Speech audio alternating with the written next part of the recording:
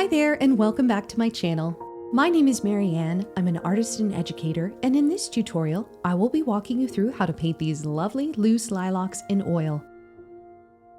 I'm going to be painting on paper, but you're welcome to modify this tutorial and paint in whatever medium on whatever surface you'd like. I've also made some free reference photos available through my Art Incubator Facebook group, linked in the description below. Let's get started. To paint along with me, you'll need a limited palette of titanium white, ultramarine blue, quinacridone violet, quinacridone red, burnt umber, cadmium yellow medium, cinnabar green, and sap green. If you don't have those greens, you can mix a comparable green with phthalo blue and your cadmium yellow and just use burnt umber to tone it back if necessary. I'm painting on a Stillman & Birns Zeta series, which has thick, hot press paper and is beautifully sturdy. You can also paint onto a canvas or panel, but I would omit the writing portion of the tutorial and instead paint a background on using the medium of choice. To begin, we're going to sketch in our lilacs. I'm using a mechanical pencil for this because it has a nice, thin tip. You may want to go way lighter with your application than what I'm demonstrating, but I'm keeping my drawing heavy only so that it's visible on camera. Don't worry if you feel like you're losing your mind a little trying to get every little blossom, because I certainly was. This sketch is just to guide us when we begin the painting, and it doesn't have to be perfect.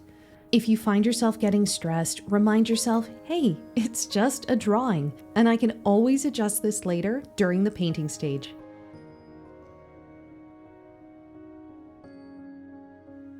After I finish the lilacs, I like to add in lines for me to write on with this line template that I picked up on Amazon. This has been such a lifesaver for me because I've discovered that I really struggle with writing in a straight line. If you're using one of these, use light pressure so that the lines aren't visible when we tone the pages with ink.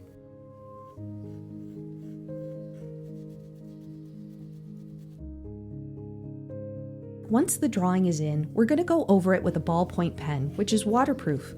I'm using the Uniball Signo Ultra Micro 207, which I highly recommend.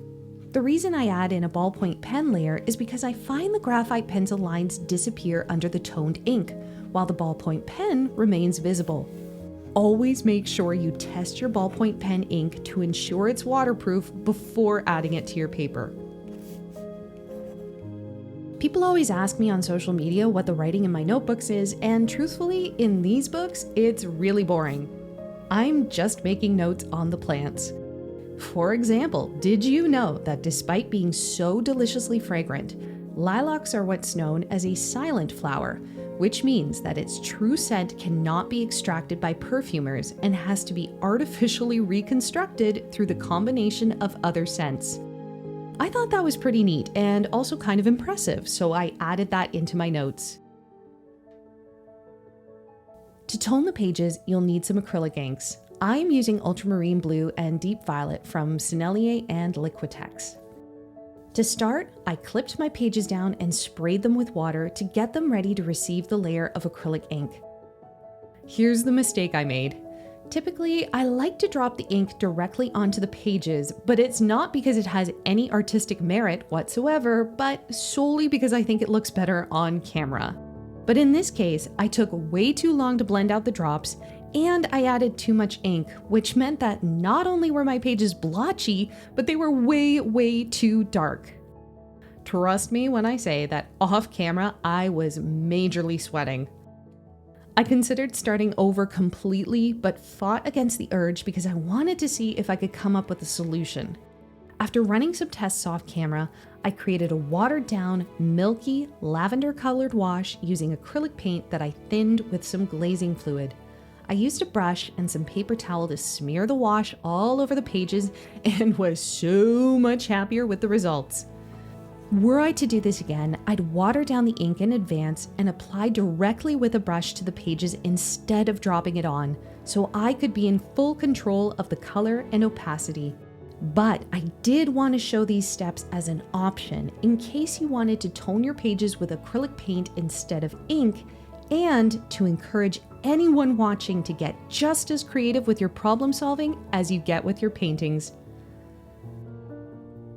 If you're painting in oil, you'll need to seal your pages before applying the paint, which I do by laying the book flat on cardboard before spraying it with shellac.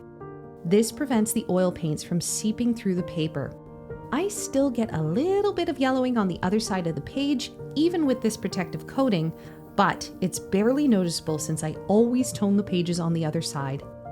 Keep the pages clipped to train them to remain flat. Give the shellac a day or so to fully dry and cure before heading to the next step.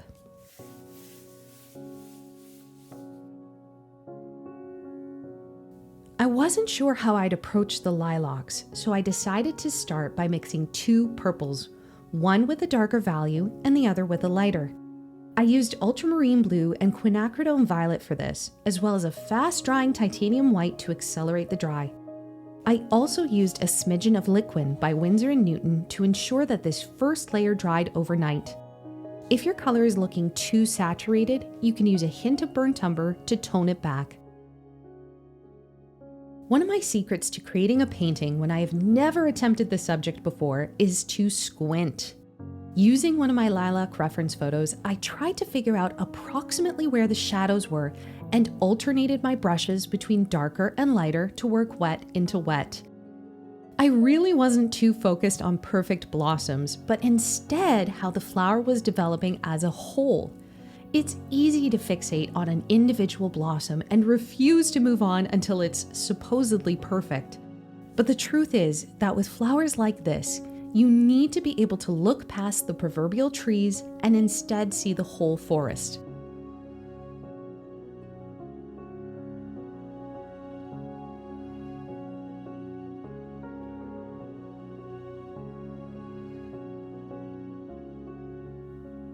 For the leaves, I kept things simple and just mixed two greens, a lighter green and a darker green.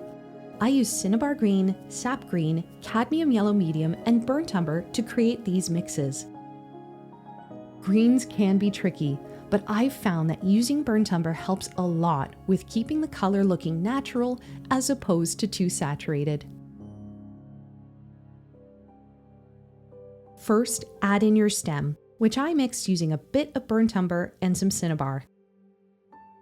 Next, we're going to add in the light greens and dark greens wherever we see them on the leaves and softly blend them together.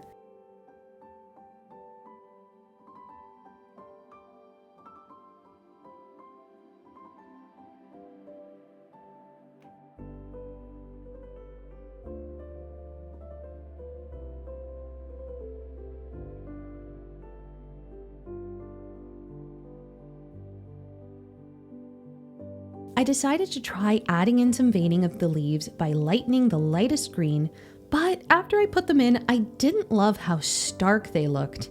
This is one of those moments where I had to remind myself that a painting isn't a photograph, and just because it's in the photo doesn't mean I have to add it into the painting.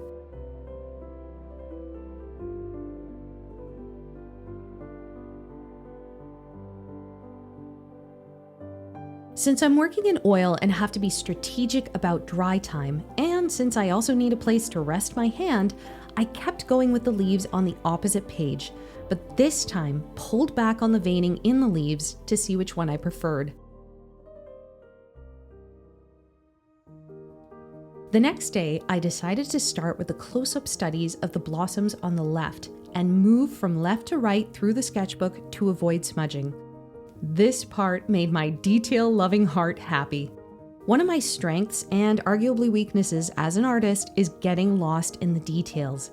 If you're creating a botanical painting book, this is where you can really analyze the colors within each individual petal.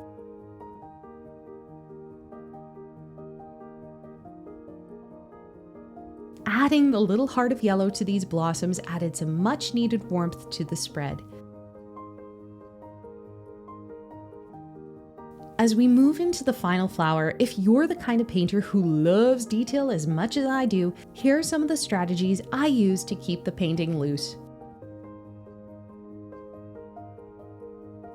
First, I mixed only 3 or 4 colors. A pinky mauve on the top for the closed blossoms, which I mixed using quinacridone red, a pale lavender color for the highlight, and a darker purple for the shadows, which I could mix directly into the highlight to create an organic midtone. Limiting your available colors forces you to move beyond details.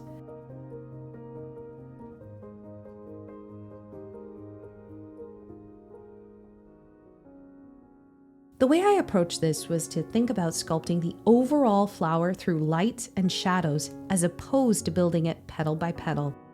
If you were to read a transcript of my thoughts, it would sound like this. Okay, I can see that there's some middle pinks in here. Let's dab those in.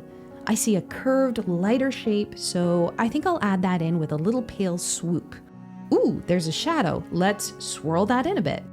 So as you can hear, I'm not thinking in terms of painting a petal, but rather painting colors and shapes. Once that's done and you've given the spread a chance to dry, it's time to get fancy and add in some metallic gold text. My new favorite ink for this is the Sennelier ink in No. 3 Gold. It writes beautifully and the gold doesn't come across as too yellow. I add this in using a speedball calligraphy pen just for that extra razzle-dazzle. Now for anyone wondering, I've chosen to highlight some of my favorite features of the plant for this writing, but at the end of the day, it's more for the effect of making it appear somewhat magical. After the whole spread was done, I could step back and take a good look at how the entire piece was looking, and I decided to add another layer onto the left page. You might like the look of a darker lilac, and so you can absolutely leave yours looking like this if you prefer. But for me personally, I wanted to have both lilacs giving the same soft, loose feel, and the one on the left just wasn't doing it for me. So I decided to lighten it up using similar colors to the lilac on the right. If you wanted to add more detail than this in the second layer, you absolutely can. But since I'm just trying to capture the spirit and essence of the plant as opposed to creating a realistic portrait, I'm going to keep everything soft by limiting my contrast and give an overall impression of the lilac instead of a petal by petal study. I also took the opportunity to soften some of the veining on the leaves and gently glazed in another green layer on top. If the layer was too strong, I'd wipe away the excess with a Q-tip, which left just enough paint to make the veins less noticeable. And there you have it, the completed spread. If you enjoyed this tutorial, you'll definitely want to check out some of my other floral and sketchbook tutorials on the channel, which I've made for all mediums, including acrylic, oil, and gouache. Thank you so much for following along, and if you have any questions, please don't hesitate to write me a comment below. You can follow me on all social networks and tag me in any artwork that you'd like for me to look at, especially paintings inspired by this video. You can also join my free Facebook Art Incubator support group through the link in the description below. Keep making your life beautiful, and I'll see you in the next video.